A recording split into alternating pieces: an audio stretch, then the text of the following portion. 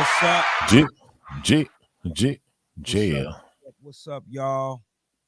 Welcome to another What's happening? out the box panel show. What's up, What's A? happening? What's happening? What's happening? What's good? I'm It's good. A level, the whiz. You already know what it is. How are you, brother? How are you? I'm glad to have you back in the spot. I've been good, man. God is good in my hood, bro. For real. Indeed, You indeed. know? So, Been a long time. yes, man. We haven't done a live show in a minute. So I'm pretty excited to do this show. A lot of stuff happened since our last kind of newsworthy show. Yep. Which was done in December. So we got some topics we want to, talk to the people about today. So yeah, man. We got a lot of stuff that's happened since the top of the year. And while we can't cover everything, we feel like these topics we're gonna discuss tonight are pretty relevant. So yeah, man. What's good with you? Everything is good, man. Got a lot of things working, bubbling right now. Working on the as you already know, the piecings together of the pilot for the In Full Effect show with A Level, Yep. streaming right here live on the Out the Box network. You know what I'm saying? That's all I'm gonna say at this time, but it's working. I'm looking forward to that, man. I can't wait. I can't Yep. till that finally comes out, man. A Level got his own show, man, and he you got some interesting guests, man. Yeah, man. You want Yeah, to man. tell people a little bit about what what they can expect? Yeah, what you can expect in the opening show. I had the great privilege and honor of a good brother Steve Wallace. Shout out to Steve Wallace, the founder, composer, executive producer of the latest film called Hal King, out on Amazon Prime Video at this time. If y'all haven't checked it out, go check it out. It is a hip hop and R&B opera. You know what I'm saying? It's great to see so many of us from the culture, Black people getting in areas that you don't even expect Black people to be in and doing it well. Shout out to that brother and his whole family and his wife. Yeah, that was an amazing interview. He gave me so much. I mean, the dude is a head. He's a hip hop head, like Dilla fanatic, like I am. You know what I'm saying? But just doing so many other things. The brother's dynamic. That's a real dynamic dude. So shout to him. Big ups, man. Steve Wallace. I can't wait to see that episode when it's finally ready for the people to see, man. So yeah, man. So we got some topics. Want to tell the folks kind of what the topics is. I mean, people should probably know based on, the flyer that we've been putting out there. But yeah, man, we got some things that reflect hip hop on a very, important level. So what's that topic? We got hip hop today versus yesterday. And our commentary on that. The Grammy win, as you guys know, for this year's Grammys, Nas won for Best Rap Album of the Year with King's Disease, which is a stellar LP that he released last year. And it was not only just a win for him, but just a win for hip hop in general. Even the kind of hip hop that you wouldn't normally see on those type of platforms, like he opened up opportunities for us on those levels. Also, we're gonna be discussing the Rae and Ghost, Raekwon and Ghostface versus. Ooh, what an event! What an epic event! Yo, I mean. One of the best verses thus far. I've been seeing a lot of great verses out there, man, but that actually just struck a chord with me, man, Indeed. And also, if we got time, we could discuss the Vlad interview with Grandmaster Melly Mel. Shout out to Melly Mel, the originator of this, the original MC. The Melly Mel. Yep. Yeah, definitely. So I think it's worthy to jump off with the Nas joint, the Grammy. Oh yeah, let's just start off with that, man. Yeah, because that one was pretty dope to see, in my opinion. Now, I know a lot of folks, when he did get the Grammy, they saw it as kind of like a sympathy Grammy, being that, Nas has been in the game for so long. I didn't really see it that way, but I could understand why folks saw it that way. Like, what's your perspective on him winning the Grammy for best hip hop album? Well, they say rap album. After all these years, you feel like it was deserved in this particular category when you think about all the other projects he was up against, or was this really like a sympathy Grammy? I don't think it's a sympathy Grammy by far, because I tell you, if it was unapologetically, you already know how I feel about Nas and his standard, where he should be versus the time when he first released Illmatic. Through all of the other, I feel subpar, albums, or I'm not gonna say subpar, but albums that for me that just didn't hit the mark for me, Right. And I haven't really felt this good about a Nas album since Life is Good, and what he managed to accomplish on this album with the producer Hit Boy, shout out to Hit Boy, was the first album that he actually himself, because we found out about this through the Breakfast Club interview that he had with Charlamagne the God and them, where he actually himself wasn't the one in the studio producing the albums by himself. Wow. Yeah, I feel you. Every album, it explains a lot to me. Every album that he's released since Illmatic that's the dream team of producers that you're probably never going to really see again. Of course. Even if you put them back together to get the same kind of magic at that time when it was supposed to happen, it's like lightning in a bottle. But it was still produced by 5 of the greatest producers of all time, of which he was in the studio with. So from that moment onward, he was like just basically getting DAT tapes, CDs, and people just passing them beats. And I'm going to be the artist that's going to bring this to the engineer, and we're going to put this album together. And that's what it sounds. To me, that's what it sounds like.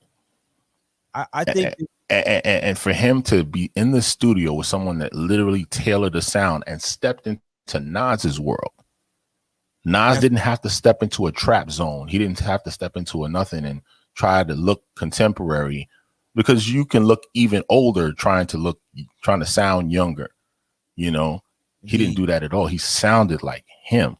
Absolutely. And he managed to connect his sound with today's generation, because it wasn't just old heads liking this album. I was in the street, and we playing basketball, and a couple blocks down from me, and you see the young heads playing it. Yeah. He connected the generation, on this album, which is a major accomplishment, which is why I say that my answer to that is no, it's not a sympathy release. This ain't his Denzel winning for Malcolm X and all of those other movies that he was supposed to win for. Yo, A-Level, hold that thought. I see we got brother Mark backstage, so I want to bring him in. Bring him out. What's up, man? What up, though? Bright New York Knicks orange, man, and blue. With the Doom shirt, the Doom neck color shirt. I couldn't do the Knicks paraphernalia right now, but we'll see. We'll see what's cooking. Well, I can't do it right now. What up, y'all? What's good, man? How you doing? I'm good, man. Yeah, man. I had to, because I'm still tight that I missed the Doom episode, but it's all right. It's all right. But glad to be back with y'all, brothers. Absolutely. It's all good. We held it down for you. yeah. No, definitely, man. That was a great. Y'all just continue. I can't wait to watch the Arm and Hammer.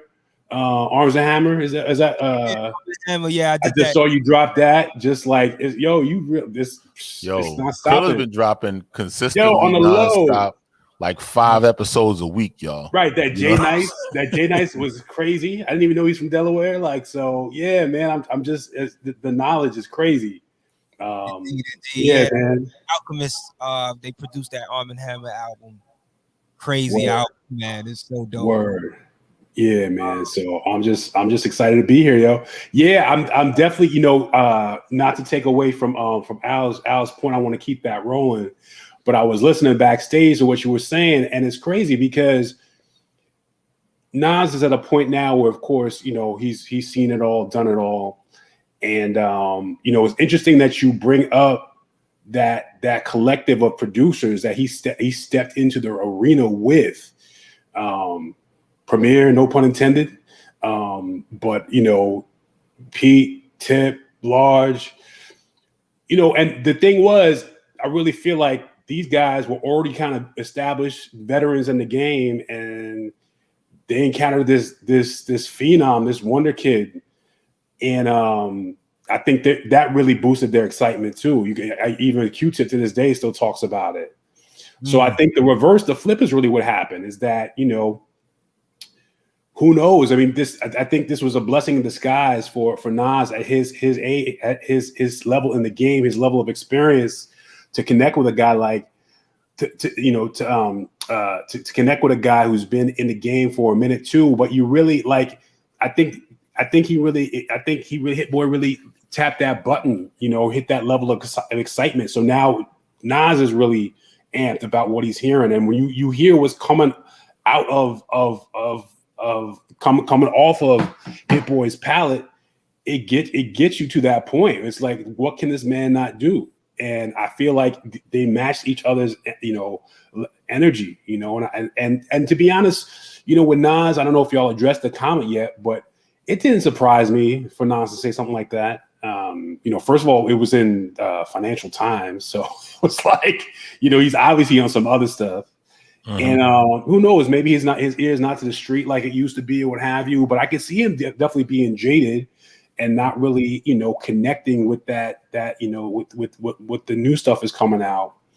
So it didn't surprise me at all. But in essence, that's kind of who Nas is. He walks in his own shadow, really. So it didn't surprise me at all, but and he could talk that talk now, and that he's coming out with King's disease. So it's just interesting. It's just the thing. As much as I love artists like Paul McCartney, George Clinton, Prince, you name it. These are guys who have been around forever, made their own sound, established their own niche, and there's no incentive for them to ever think about reaching back or sort of exploring what's coming out now, because they can kind of rest in their laurels. Those guys are really they're really rarities. Most of these guys are not really reaching back to bridge the gaps between generations. No diss to Nas, because he wrote a song called "Bridging the Gap." But it's Nas is really not supposed to be impressed by the stuff that's coming out now, because it was a different era. When he came out, you really had to fight to get a record deal. It wasn't just like you could just put your stuff out on a platform and have it slap from the beginning. So he really had to fight to get to that. So it's just a different mentality that he's in right now. I also, Cril, Al, I mean, just when you think you're about to get jaded with hip hop and jaded with what's coming out, there is that flip side where look, you gotta seek it out. You gotta really seek it out. Yeah. It was real. Hopefully it motivated some these guys who are coming out now with new stuff to really, cut through that. I don't know. I mean, I feel like Electronica did that. I feel like, I feel like the producers who are doing that now. I feel like Royce is doing that, so a lot of his running mates, in that rap selection. I think they really did wake some folks up. But it's cool. I mean, it's just we got to challenge each other. Everybody got to the community has to hold each other accountable. They have to not let everything slide, not give a pass to everything. If it's whack, exactly. Tell people about it. Exactly. Stop giving a pass to everything. Because you see, that's what you see the product of that. The product of that now is the trap. Stop giving a pass to everything. Yeah. Everything is permissible, but not everything is beneficial. So Mark, you literally just jumped into that topic quickly, man. We were talking about the Nas Grammy, but you jumped right into that topic, man. Yeah. I'm sorry. That's just me not knowing. Yeah. Yo, it's all organic. Let's do this though, because that topic is gonna take some time, right? Yeah. I want to. It's almost a whole show by itself. Let's let it breathe. Let it breathe. Add on to that. Let's just to kind of start off the show. So we were talking about the Grammys. Like, how did you feel about Nas winning his first Grammy award for this album? King's Disease. Oh yeah, thank you. Because I wanted to give back to it because Al, piggyback on Al. That was the Susan Lucci moment right there, most definitely. You know what I mean? I mean, it was just due, but it wasn't. You know what I'm saying? It wasn't like I guess it was a training day moment where, like, look, you could have given it to him for Glory or Philadelphia or but he got it. You know what I'm saying? It definitely was appropriate. It wasn't like he just. It was handed to him. You know what I'm saying? That album is thorough. I think at this point, I think the nominations really raised the standards for just to be nominated for an album, is a big accomplishment. You know what I mean? Not everybody can win it. Not everybody can get an orange slice. So, I mean, just to be nominated, to be looked at that grouping. And it's competitive out here, man. It really is. Like, there's a lot of nonsense out here, but when you really cut down to it, we're trying to go through the best of 2020, and it was hard. It was like really, it was like, it was like, oh, and that one, and this one, and oh, I forgot about that one. And it's just like you don't, and it comes to you so quickly. It's really it's still competitive, which is beautiful to see. Yeah. I'm glad that y'all both feel that way, man. Because like I said, man, I thought it was cool that he finally won. I didn't look at it as a sympathy award. When you really look at who he was up against, like it was quality. Like to win in that group is dope too.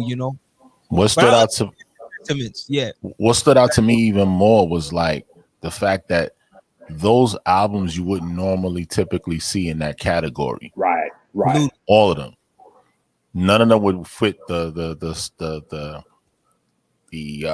criteria for what is your mainstream. That's what you usually see in mainstream albums in there. Yeah. And I'm like, those are all from the underground. Definitely. The Allegory. That was a win for the underground. There's definitely none of those. I don't think any of those guys are like, yo, I'm gonna win a Grammy. I want to make an album to win a Grammy. They're like, yo, let's just make something dope.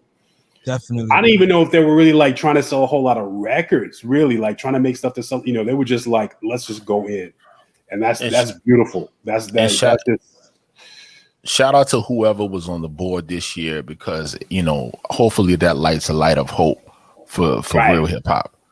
Exactly, and you can actually genuinely, authentically create something, and that it has the potential to reach those standards and reach a larger audience. Without you having to compromise, Definitely.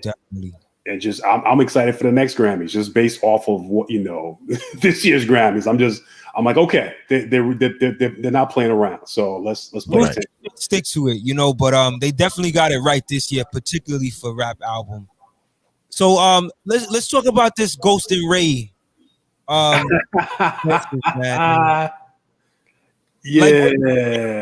Like really catch it in real time. Yes, no, I caught the second half of it. Yeah. I had to go back. See, I'm not really like heavy on social, so I guess IG Live, and then like the whole change when they sold Verzuz from Apple Music. I was kind of out of luck, but I just watched the whole joint on YouTube. Yeah. It was beautiful. It really was. That took me straight to 95, bro. It really was beautiful. It was so good to see. To see them brothers on the stage, and these are dudes that, you know, were trying to get at each other. Yeah. Literally on the stage in brotherly love and harmony, and on the mic singing. They were having so much fun up there that you could see it, that they just continued just to sing old school R&B songs, you know. And I was like, wow, that's great, you know, to hear them dudes going into ice cream and verbal intercourse. At first, when I first heard about it, like anything else, I was like, Rae and Ghost in a verses, how they gonna verse each other when they spent their whole careers making music together? But when I watched it, I was like, I got it. It's a celebration. That's a celebration. Yeah. You know, what was done. The thing is, you know, a lot of times you forget because they meld so well together on records. It sounds like they're just going tit for tat. But really, the mentality with the whole Wu, that was a versus every time you got into the studio. They'll tell you if your darts weren't sharp enough, you weren't getting on the record. So they were going at each other's necks, and that's how that whole Shaolin Wu-Tang, like they were really like dueling it out in the studio. So it was so appropriate to see them as a versus, because you know they would come up a little, oh, I took a leg shot, oh, it was a flesh wound, oh, I got me behind the ear. Like they were really in a gunfight. They were really like, and it kind of let you into their process of how they really, it was, I mean, rap is the most competitive art form. So they really embodied that totally. I mean, that was amazing. You know, it was cool. I like, they went deep, man. I mean, just as soon as the battle started and I'm like, okay, Ghost's turn. And then Special Delivery Remix comes on. Like, with that, you know. Yo. When they went into how about when they went into Scary Hours? So many joints. Yeah, that was late too. For me, was Holla, man. I love that. Yeah, I loved it. Yeah. Woo. He came out with Mink, yo. So, all right. So, okay, Cril. I know you've said this multiple times. So you give a list of 3 rappers: Doom, Fonte, and who else? Of like Sean Price. The most funny. I have to add Ghost onto that, man. I have to add Ghost. I can see that. That brother is so funny, yo. He be cracking me up, and he's like really like he says it like, man, like a song like Mighty Healthy. That song is menacing. Like you can only listen to that song at night. But you watch him perform that joint, he is like Bobby's like, shake that body. Like come on, man. That man is a performer. The outfit changes everything. Like, yo, that's the closest thing to me to Slick Rick, for real. Like the tongue in cheek. Yo. I feel like when you say outfit changes, like I don't think I've ever seen Ghost perform live, but I would imagine like his show must be so dope. Like imagine he has like a show that's like an hour long and it involves outfit changes and stuff. Right. Like one experience, man. Like visually, just the Clarks alone, like just being able to like look. You know, cream Clarks on too, yo. The cream Clarks, the blue and cream, the blue and cream, the hard red ones, like yo. Just the two of them were great. The two of them were fantastic, man. I loved it. You know what I mean? Like you and it's great to see, as competitive as they are, you know that neither one of them would have been as good. Like their careers, like constantly like back and forth. Who's better? Rae goes. At the end of the day, neither one of them are as good without the other one. The You know what other, I'm right, saying? Like right. Ghost wouldn't have been what he'd been without Ray, and Ray vice versa. And Right. it's just really to see that real brotherhood, you know what I'm saying? Just manifest years later. They're out there sweating, and the knees are hurting, and the back is the breath control is crazy. By the time it got to All That I Got Is You, that's when it started to get heartfelt, man. Yeah. You know, like Mother's child. some people was even crying on the chat. Like they was like, wow. You know, because great. these guys are real soulful dudes. So oof. They're soulful. That's the essence. That's what I got off the screen. You know, these are guys are real soulful, genuine guys, you know, that just really talk about life and what they're going through. And you don't really get too many people doing that anymore. They don't really sell you who they are and what they've been through anymore, you know. Definitely. Man. So I gotta say, man, like as far as the like when I started first looking at the verses, you know, it was really like more so like rivalries, but it took a spin, particularly with this Ghost and Rae. Like, so you got you know, you have the regular verses, which is like two big artists that you know, are dope in their own right, but then you got something like Meth and Red or Ghost and Rae, who have traditionally kind of collaborated together, and they do a versus with that. What do y'all think about that? That concept as far as versus, do you think that that's a smart move for versus? Like, does it work? I see that it worked for Ghost and Rae, but do you think it'll work for like other collaborators that are like duos? I believe so. I at first I thought it was strange when I first heard it, but when I actually saw it in practicum with Rae and Ghost, I was like, that's possible. Yeah, it's very possible. And I think the same thing, you know, potentially will happen with Red and Meth when that happens. Definitely. When is that set? You know what day that's set for, Mark? Did they finalize a day, or is that just kind of supposed to be 420? That's set to go down after tomorrow's Isleys versus Earth, Wind, and Fire. No, Sunday. I thought Sunday. So I thought it was 420. Wow, coming through with it. They're not playing. They're not playing. Yo. That's crazy. That's supposed to be the week after that. Yo, that's man. Yeah, I think these verses are, I mean, it really tapped into something, man. I mean, it was like the perfect timing, you know what I mean? Because you know, artists are really they're not really not, they are not, you know, well, they're not performing in the traditional way, maybe live streams or what have you. And you know, they're depending on their streams or their downloads or whatever it may be.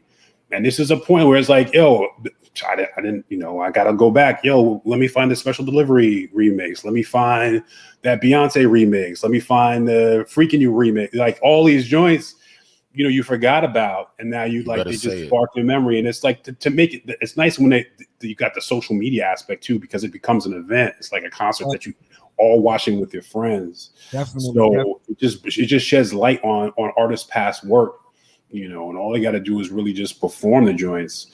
You know, it's just another way for the artist to like, you know, to live and to you know, just like let their legacy shine. So I'm with it, man. I'm with it. Definitely. You said it, man. What a great way to celebrate legacies, to celebrate talent that we enjoy so much, to be reminded that, you know, that's still there, because all of this stuff, there's so much music coming out.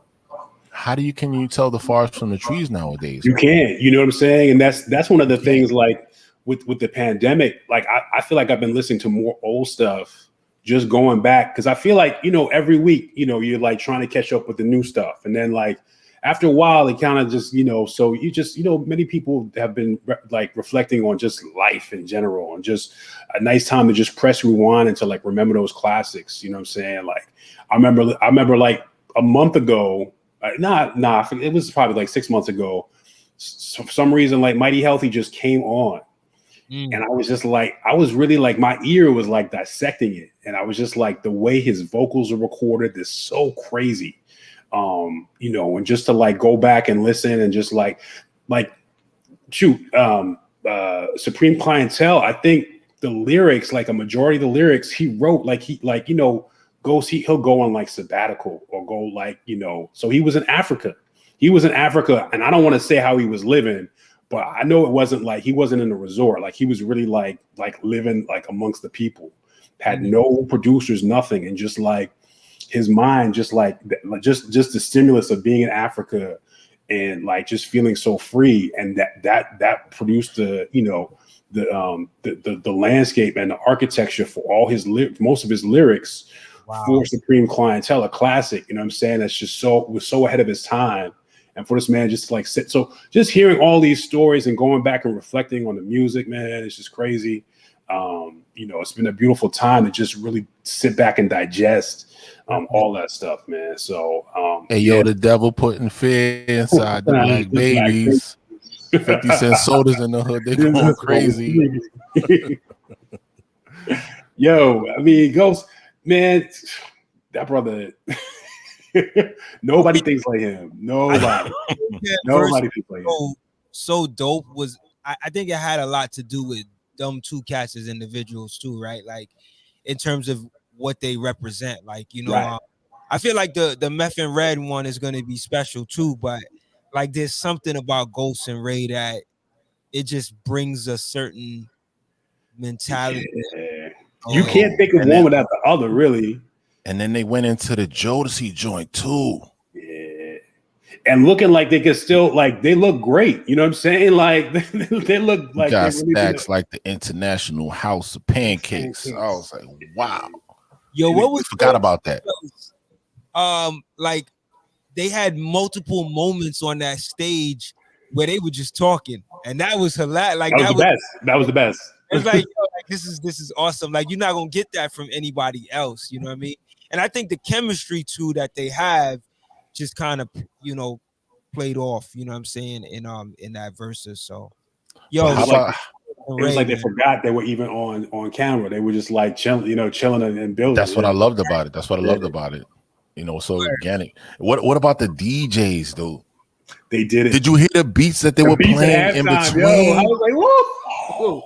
I was like, what is that? I rewound that a couple times. Did you hear the joints that they had like a little D'Angelo samples in it? I was like, the Untitled joint, yeah. What is that, yo? And then I think they might have done like a her song. What you said? I thought it was a song they was gonna play. I thought it was something. Like, I was the Computer Love joint was crazy too. They put a little bounce on that computer. Yeah, they chopped it up. Yeah, they did that thing. And then when Ghost did his costume change, they slipped in a couple of heaters in there too. I was like, what is that? Like, yeah, but just and even I think they caught Rae off guard a little bit too. So, but it's cool. Like actually too, at the end they played a Ghost joint. He sounds amazing on it. So yeah, a new joint. So it's just that's the other thing too. Like they still can get in their bags and still whip it up. They dropped a little gem about Cuban Links 3 apparently being like chefed up. So all right, I'm Wu-Tang forever. I'm all trilogy. Right. Word. So yeah, man. I mean, I'm excited to see more of these types of verses. I think Swiss and Timberland figured out. I feel like they had some rocky verses, but then they always come back, some dope, So that was good for the people to see the true hip hop heads, the hip hop heads. So yeah, man. So let's talk about this this Nas article, which really leads into our kind of like our headliner topic of the day. This Nas article in the Financial Times, where he was pretty much saying that, while he appreciates the hip hop that's out there, nothing is, keeping him up at night. What was your thoughts on that particular piece of the article and his responses to hip hop today? Hey, Level, you got this one, man. Funk Doc, I'm gonna let you go first. No, I already spoke out of turn about it, so I kind of stole my thunder. Yeah, we're gonna come back to it. Yeah. I mean, Y'all already know, man. I mean, I've already spoken about this kind of topic before. I agree with him. You know, I don't agree with him with regards to that there's no music out there. It's a lot of good music out there, a lot of great music out there. But in terms of abundance, and I think that's what he means, you know, there's not somebody that's like right now at this point doing for me what 2020 did for me. You know, like there's nothing that's really keeping me up at night where I was like, oh man, I can't wait to go and walk to work. And when I'm walking to work, I can't wait to press play to listen to this album right here. That feeling is rare for me. You know, I had that with King's Disease and Alfredo and, you know, Scotty Beam and stuff like that throughout the year. But those moments for him, I guess what he means by that, I feel like he means like those moments are few and far in between for him. Yeah. And that's just for me. Those moments are few and far in between. You know, and that's not even just, that's on all levels, from underground to mainstream. You know, it's not too many things that really just keep me up at night, you know. So I definitely hear you, A-Level, and you know, me and you had our little back and forth, our pleasant back and forth. Yeah. So I do have to say, when I first saw the article, usually I'm not the type of person to just run with headlines, but in this case, I did run with the headline. And you know, I kind of thought that he might have been a little out of touch with what was happening in hip hop at large. For me, it's different, right? Because I spend a lot of time researching hip hop. I'm like heavily invested. So I'm coming across a lot of whack stuff, but I'm also coming across a lot of dope stuff. And I guess I just kind of questioned how much he is exposed to. That was where my mindset was coming from. Like, is he exposed to a lot, or is he just kind of making that response based on what's out there on the surface? And I honestly, like, I put it to you like this. As someone who's experienced the full spectrum of this hip hop stuff, you know, from what it was to where it is right now, I'm watching Leaders of the New School, a Sob Story, or International Zone Coaster.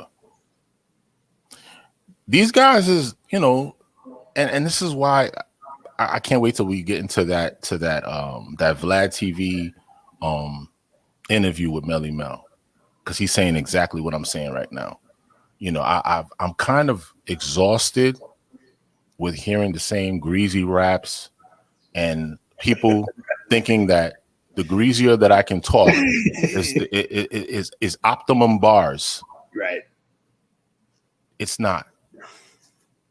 When did it get like that? And it's like, for me, that's what I'm exhausted with. So I get the whole searching and finding, because that's all I did with hip hop when I started in the beginning. mm-hmm. But I'm exhausted. I'm tired. Hip hop has burned me out. So many bad years of hip hop has burned me out to the point that there may be great albums out right now, but it's like, I just can't work myself up to be somewhat being like, that's good. But after maybe about 2 weeks, it's the next album coming out. Mm-hmm. So for me, that's where I stand with it. You know, not that I don't think that there's no optimism or anything else. It's just I'm tired. And what Melly Mel was talking about was more so like this whole streets in the game situation, and a lot of the stuff that we're talking about. You have a lot of these street rappers that are, you know, were entertainers. Entertainers were entertainers back in the days. Mm-hmm. Like, he was like, what about the dude from the street that wasn't from the game? What about the dude from the street that was going to college and just life like this? What about his perspective? Mm-hmm. You're not hearing that. You're just hearing one narrative perpetuated over and over and over and over again. Right. I'm guilty of it as well too, because from the Griseldas to the Mobb Deep to everything else, yeah, that stuff was dope. But it's like, what was it doing for us, right. culturally? Is it Right. healthy? Yeah. And now we're starting to think that everything that we hear has to sound Right. crazy like that. And Well- then you have an industry that takes that formula and says, okay, well, let's more money, more sex, Right. more murder, more this and misogyny, and let's continue to shove that. You still have the other stuff out there, but this is what is going to be thrown down your throat. And so when you have that, you get exhausted. Yeah. You get exhausted for searching for good stuff, because that stuff is constantly in your face, Yeah, I mean, I've said it a number of times, and I feel like, to a degree, hip hop, in the 90s and prior, around the time when, most of the hip hop that we got, like when we found out about new hip hop, it was through radio stations, right? And Right. radio shows. Right. I feel like we were coddled a little bit, which is a good thing in the sense, but we got it. We got that, as you say, abundance given to us, right? That's because the quality at the time, the standard that the hip hop community demanded was for everybody to be excellent. Nobody was giving nothing a pass back then. People are giving everything a pass nowadays. Like when you criticize something, people are like, yo, you hating. Oh, you old. Oh, you from the old school. That's not what they're doing nowadays. Well, so when you remove those things to keep those checkpoints, to make it push it to the next level, you're just making music that I've already heard already. What are you doing that's new? What is the new twist to it? What is the progression? And I don't see the progression. And that's exactly what Melly Mel was talking about. Yeah. Like, I don't see you changing nothing. I don't see you changing the game.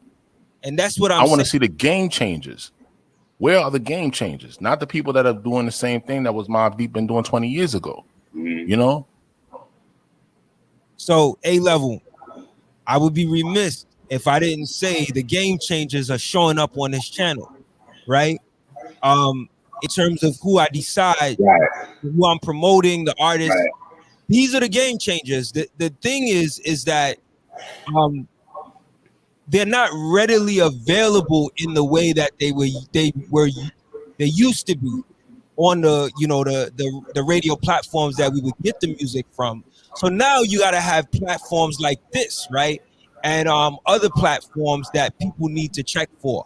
The problem is that, Out the Box is not hugely popular, not a lot of people in the scope of hip hop know this channel, so and even just what we've done with the radio station and shows and everything like that. And there's a number of other like independent outlets that are doing it too, right? But what I was trying to say was like, now that it's no longer like that, like I get it, like we had gatekeepers, right? To be like, you know what, this can't get through. So what we saw was more of the doper music in one spectrum. But now it's not like that. And my question is like, the only thing we really could do is try to seek it out, because we don't have that option anymore, but right? How does that get expanded though? Right. That's my question. That's always been there. And for you to try to get somebody to change their mentality, that's something a little bit more personal, a little bit more spiritual. You can't get nobody to change their mind. You have to, when those resources and those structures are not in place, or when you have a community that says, we had enough, we want to hear more of this. You're gonna always have the underground. You're gonna always have the independent market there. They've always been there. That has never changed. That will always be there. But how does that not get marginalized? How does that go beyond the margin? We need to go beyond the margin. It starts with the individual, brother. We can't get to a place of that abundance unless every individual that sees it takes the impact on it. And And how does that happen though? How does that person? It's a decision that they have to make. yeah, you have to. So I take myself as the perfect example, right? I take the time literally every day to seek out new music. Now it's become a I won't say a job, but in a way it's like a job, right? Because I'm doing it every day to keep, because I have an agenda with the platform, right? Like the goal is to expose, people to creative, conscious, and quality hip hop, right? That they may not know about. So this is something that I'm invested in every day. So I'm not asking folks to do what I do, but at the very least, maybe it starts with once a week.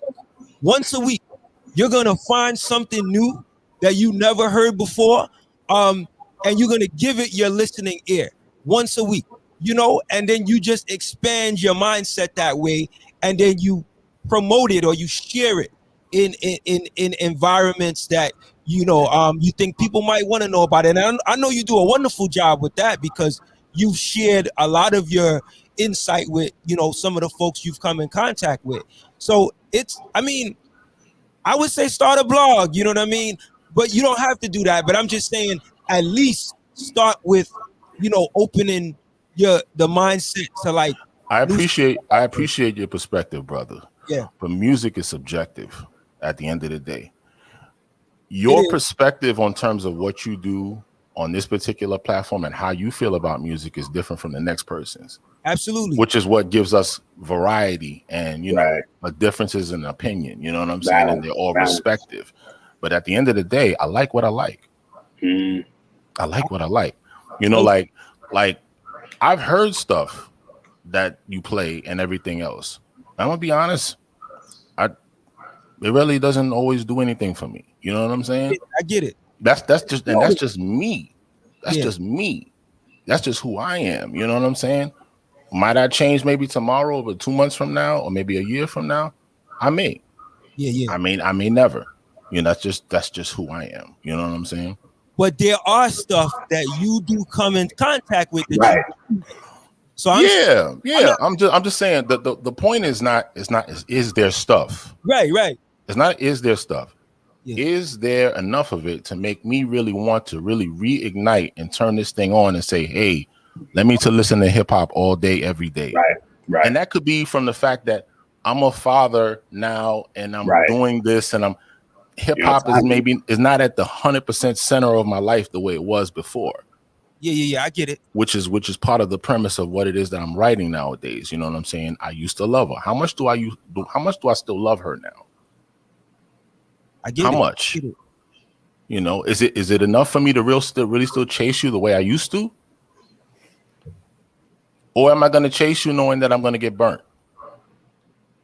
I get it, brother. I think for me and you, we just have two different perspectives on this, right? And but go ahead, Mark. You could. But I think that's the whole point. I think that those different perspectives are currently coexisting. You're right, Cril. Like 90s hip hop, we were coddled because we didn't have to seek it out. Either it was on TV Raps, it was on Ralph, or if you really had to go, you had to go to the shows at night. You had to go to Sunset and Mayhem. You had to go to Stretch and Out. We had to seek. You had to seek. But hip hop wasn't on 24 hours a day, 7 days a week. We had to seek. But that's you had to go to pirate radio. You had to go to. I have tapes, 120-minute tapes that I still have to this day for me seeking. That's the thing. But what is I was seeking? There was a different standard of quality. Exactly. Everybody wasn't giving everything a pass. Well, because I'm rapping. I don't think I'm rapping. Everything. I think the structure of the industry is totally different. Like, you know what I'm saying? For you to get your stuff out, you gotta get with a label. You gotta get with an independent. If they don't like it, they're guarding the gate. Now you could go on whatever SoundCloud, drop your joint, and then in 2 weeks you're on iTunes. So your perception of what hip hop is really it could vary. You go on iTunes right now, is hip hop section is garbage. 95% of what's on the top hot songs or whatever, I'm sure Spotify is the same thing. You never heard of these guys before. Who are these people? I start reading names out. I start cracking up because I'm like, who are these people? So, but that's the problem is that dilutes everything.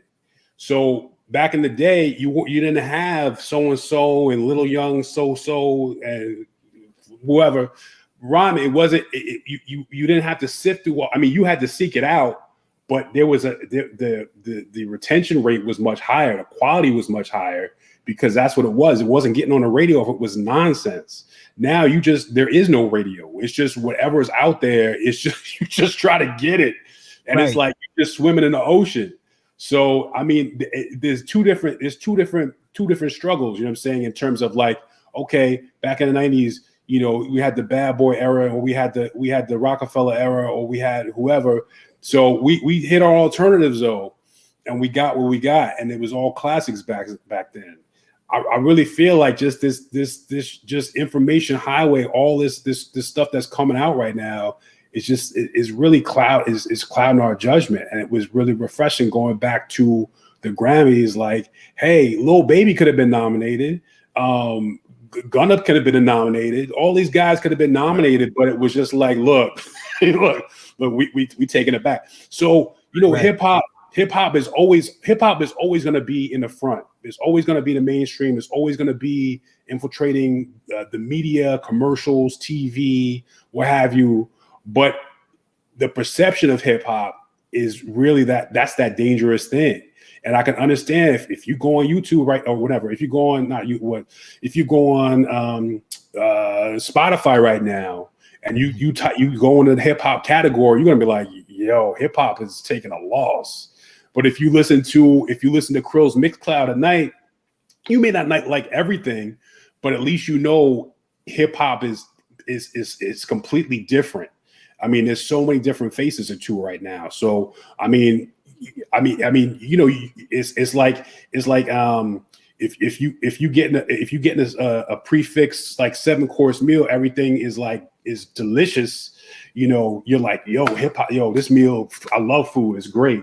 But if you eating from a buffet and it's like 99% of it is just like junk food and candy, and then you can find like a nice little steak, you're like, oh man, thank God for the steak. So it's just a different perspective, and you know, I think that's the real danger though. The danger is that you could easily see that part of, you know, the parts of hip hop that you enjoy, these records that, like, you know, I encounter records once in a while. It came back in like 2018, 2019, like, you know, a Mick Jenkins or whoever, and I'm just like, oh shoot, I was so late on this. And I do blame myself, but most of it because it just wasn't. I couldn't see it. I didn't know where it was. You know what I mean? So I mean, I put it to you like this: it ain't about old school or new school or anything for me. What's that term that we use all the time, Cril, that we've been using on here? True school? No. We reserve the right to be selective. I get it. So when what's on my plate, it's food, but I don't like all of it. I don't care what it is, underground or mainstream. If I like it, I like it.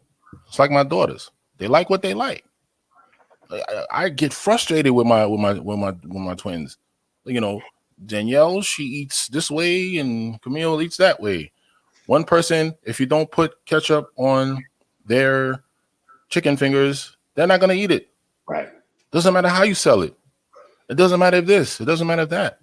That's just how she likes it, and you just gotta respect that. You know, like I said, that's just me. For me, I don't eat everything that's handed to me just because it's right. Handed to me. You know, that's just who I am. You know. And I'm gonna keep it real with you. I don't do that neither. You know what I'm saying? There's so much stuff that I vet, like with the abundance of stuff that I'm checking for. There's a lot of music I vet. I did want to ask you though, A-Level, like I'm curious to know what your criteria for dope is. It just is. You can't describe it. You can't describe it. Okay. King's disease, dope. Okay. Alfredo. Elements of Alfredo and King's disease that made it dope. You know what I'm saying? Like, I'm not trying to categorize things, but there has to be a way, I believe, that you can describe. There is none. The same feeling that I have about It Takes a Nation and Millions to Hold Us Back is the same feeling I have about Illmatic. Those are two different albums. Okay. You can't really categorize. Well, there's so then you know what I love about it is that it's something, I don't know. I can't really describe it in a word. It's a feeling. It's a pocket. There's soul. That's what I say. Soul. Soul. I feel soul in it. If it resonates with me, like if it, yeah. There's authenticity. You gotta believe it. You gotta believe that where this person is coming from. You know what I'm saying? You can tell when these dudes are rapping about, I got this, I got that. That stuff is rented. You know what I'm saying? That's on. But can we you know what I mean? Can we say that we can list a criteria? Let me say this, because like, what makes a rapper whack versus a rapper that's really dope? What would be the criteria? Because you got to go beyond soul for that, I believe. Not really. The same soul in a rapper is the same soul that I can find in Sam Cooke. So you can have whack lyrics and have soul and still be dope. That whack is soulful ain't whack. Period. Okay. There is no whackness in soul. So whackness and soul don't go in the same category. That doesn't coincide with each other. They can't exist in the same place.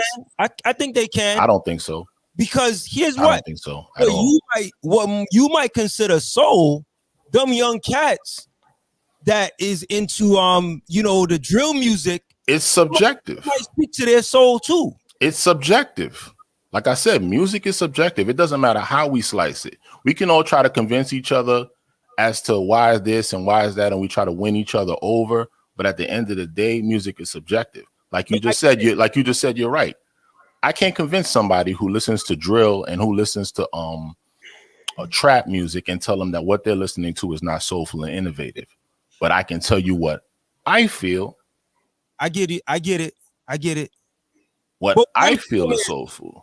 What I'm saying is, we know what the elements of a dope MC is, right? Like you're nice with your words, right? It's not something you can categorize. It's not something that you can categorize.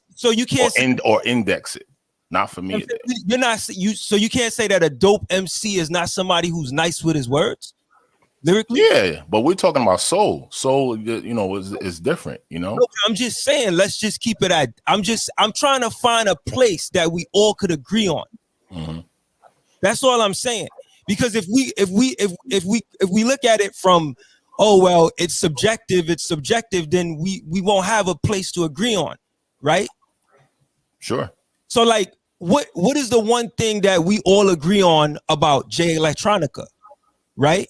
I could say maybe his soul. I could say what you see as soul that speaks to you might not speak to me the same way, right? But I know for a fact he's a dope lyricist. Like, he has a nice way with words.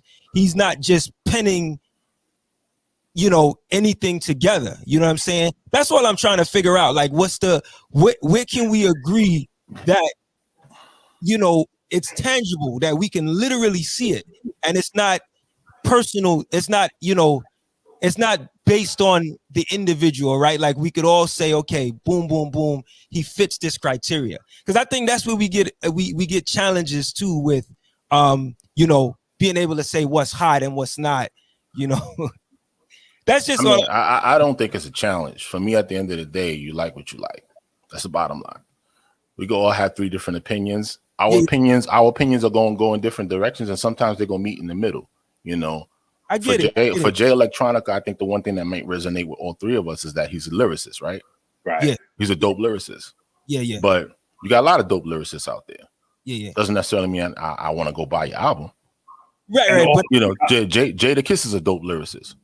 I don't buy Jadakiss albums. I'm not even talking about buying albums. I just said, can we? No, I'm just saying that's serious. for me. That's the thing. Like, if I like you, then I'm into you and I'm with you. That's my sign of being with you. Got it. If I want to go buy your stuff, I'm with you. But other than that, yeah, you spit that line at 18, 16 bars. Yeah, that's dope. That's dope. Okay. Let me go buy this hamburger now. You know what I'm saying? Like, I get it, man. I'm just trying to find a place that we could all understand and you know, like I get it. Like there's certain for me, I sometimes wonder A-level, like I like what your tastes particularly are, because I know that I know obviously, you know, the Dilla movement is you're connected to, right? Dilla, you know Doom, you know Madlib, you know Alchemist, you know Jay Electronica, you know Nas, you know you could tell by what it is that I listen to. You know what I'm saying? What was it about the Hit Boy record with what's the brother name? I'm the Griselda dude, Benny. What was it about that record that really got you? Was it the beats? Was it like tell me about that? Because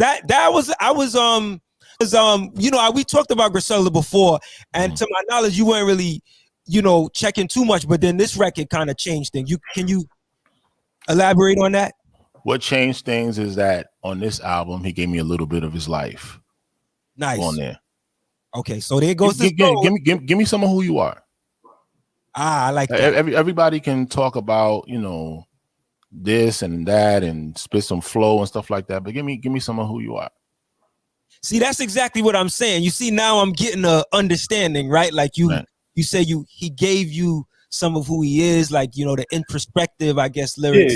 Yeah, like, those are criteria. And I've said that before. I said it maybe about a few minutes ago. Okay.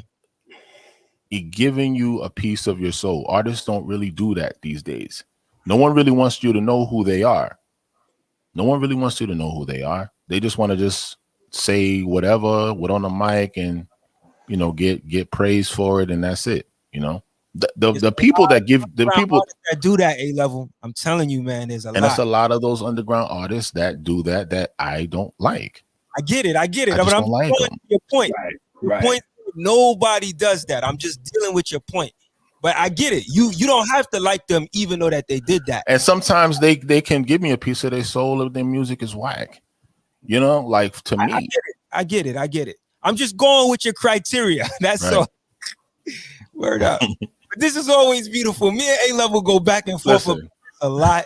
We're two very passionate people about what we resonate with. And I think that's why our perspectives are so impactful, I think, for platforms like this. But it's always love, you know what I mean? Yeah, of course.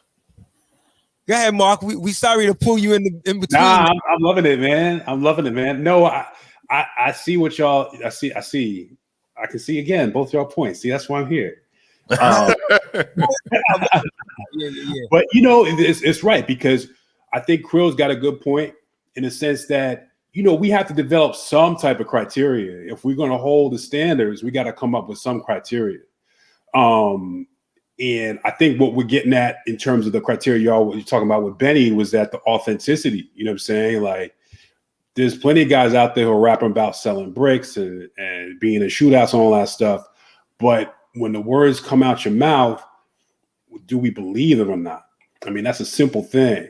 That's important. You know, it's important, but then again, it's not going to automatically qualify you as a dope MC. Right. So there's got to be some other qualities, and it may not be the same for everybody. You know what I'm saying? Like, you know, Danny Brown is another guy who's just like, the hell are you talking about? You know what I'm saying? But he blurs the line in terms of, like, you know, I guess I should believe most of it, but there's some stuff where I'm just like, I hope it's not true. You know what I mean? So that authenticity, that line gets blurred. But then again, with his lyricism and his wordplay and just his individuality. So, you know what I'm saying? I think at the end of the day, I mean, I would say authenticity, individuality. We could go on and on, but I think at the end of the day, the beauty of an artist is kind of at least maybe not knowing, but at least exploiting and like constantly showing you what they're good at and just keep going back to it and showcasing that.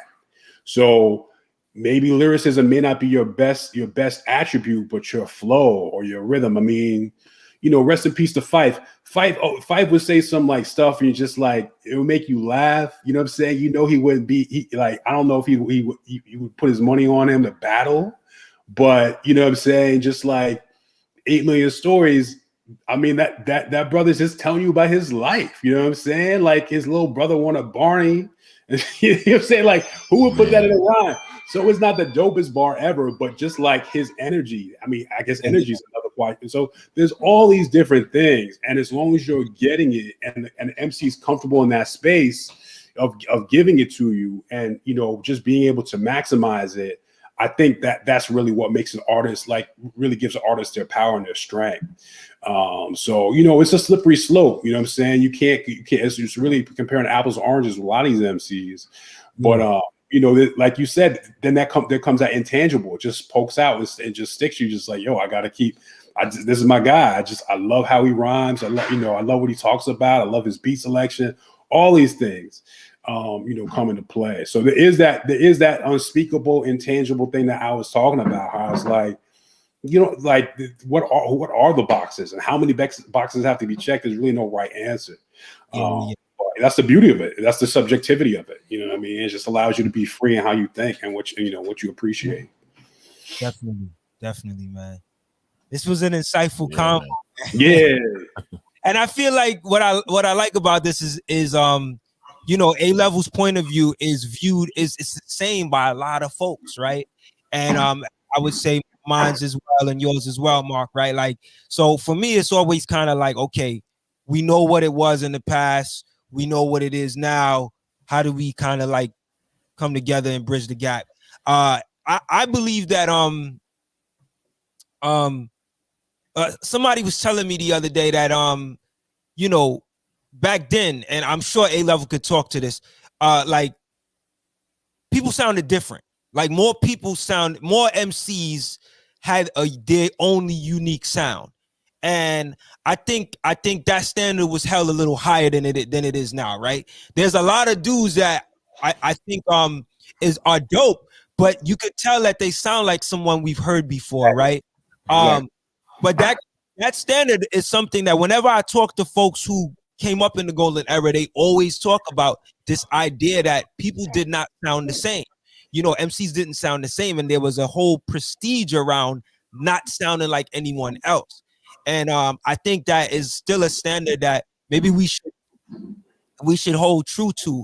I'm not saying that everyone has to, you know, fit that bill, but I think it's a powerful standard to have because it pushes for more creativity, and I think it helps push the culture forward. You know, but there's a lot of MCs that I do like that probably would sound like somebody else, but over time they found their own lane. You know, but yeah, I just wanted to talk about that because I think that's a powerful standard, you know. Yeah, man. Yeah, man. Yep. So Cril, yeah, I think the confounding factor with you as well is that nobody spends as much time digging for music. Like nobody. So you can't compare yourself to anybody from that standpoint. I mean, you're blessed with that talent and that ethic, but it's just hard, man. It's just nobody got an endurance like you, bro. That's why I've been listening to all the mixed shows. I like, really, oh shoot, Drew came out with this, or you know, where do you get the time and your brain gets the time to store up that much music in your brain to appreciate all of that stuff in one time and just go on and keep going on and going and going on. It's almost like endless. You know what I'm saying? I humbly that's unusual. To get more Cril, get 1 million Krills out there like that. Now you got a game change. I thought I lived in that space like kind of heavy. Like, yeah, I'm gonna go left. Kril's like, yo, off. Like, got me going on Bandcamp now. Like, yeah, like that's some Marvel MCU type of powers. You know what I'm saying? know what, man? While I humbly accept that and I appreciate, that, I gotta say I won't say there's a lot that I've discovered, but there are a few, people out there that's really tapped into, I gotta say, for me, it's really the platform. Like, out the box is the reason. Like, to keep this thing, the vision that I have for it is what drives me. And also the fact that I'm actually excited to do it. Like, I'm always excited to find new music. Word. It's actually fun for me. If it's not fun, I probably would have fell off a long time from doing it. But it's fun. So, I also, because I do a lot of interviews, and a lot of the interviews that I've been doing lately is not with like artists that a lot of people know, but they do have their followings and stuff.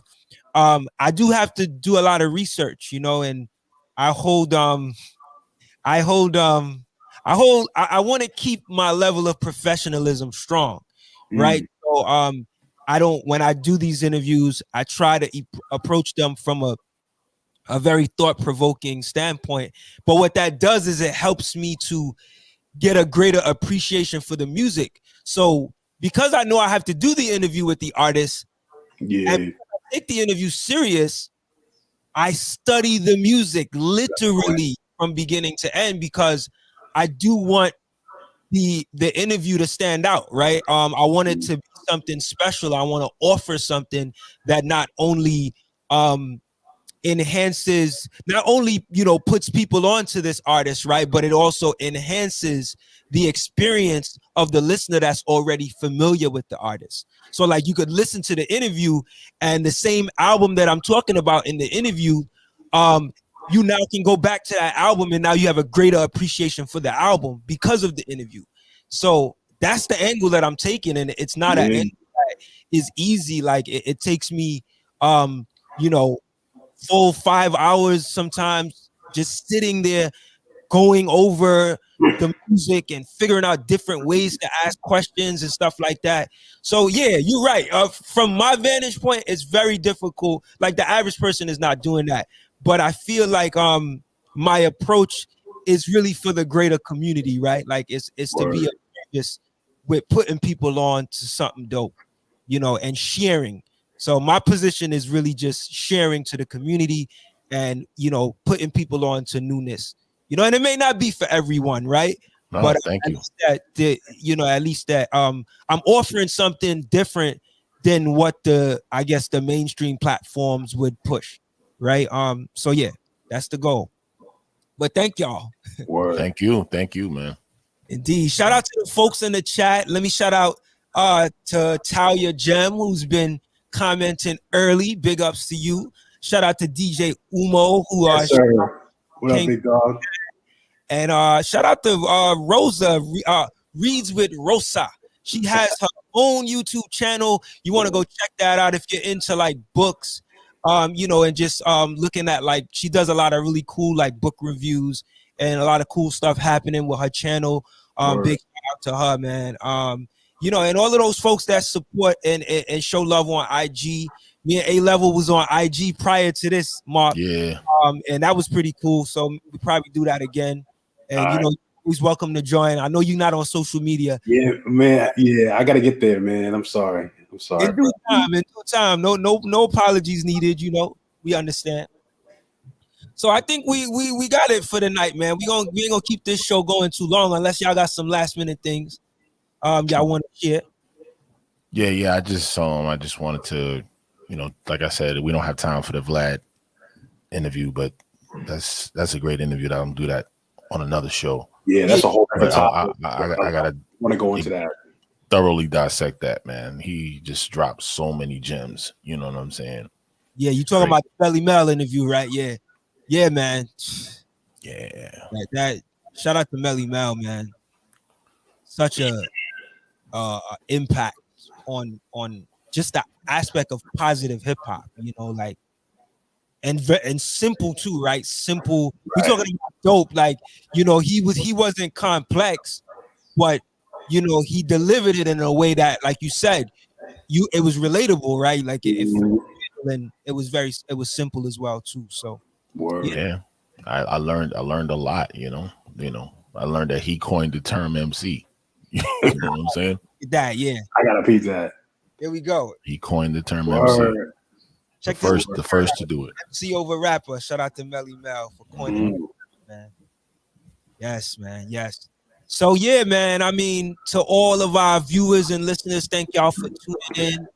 Hopefully, brothers, we could do another show soon, and we don't take another 3 months to do a new show.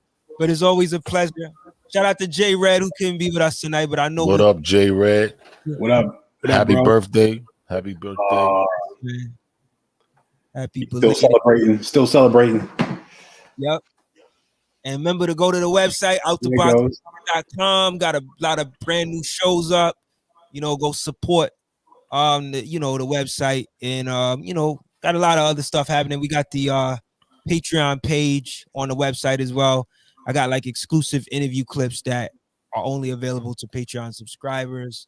And if you guys want to send some donations, you can send donations to Cash App Box Rep. Or, yeah, man. Or paypal.me/outtheboxmedia. You can see the link on the screen. It's easy. Yep. And also too, that's April 20th, Red and Meth, y'all. Versus. It is, okay. Only so right. Come back and do a follow-up show to that, man. Yep. We got to try to do it in real time too, right? We got to try to do it like right after. I know sometimes. Yeah. For me, I gotta say, the main reason why we haven't done a show in that long, it's definitely on me. I've just been a lot happening with me, so but I want to try to get. Nah, man, you've been in the zone. We see it. You don't have to prove it to us. We see it. Just go on the channel. Thank you, man. Yeah, that's what's up. Brothers, it's always a pleasure with y'all, man. Y'all have a great night, man. And to all the viewers and listeners, even if you didn't comment, thank you for tuning in. We were streaming on Facebook too today, on Out the Box TV's Facebook page today too. So shout out to anyone that checked out there. That's cool. Yeah. What happened to peace? And on that note, we go peace. Thank y'all for tuning in.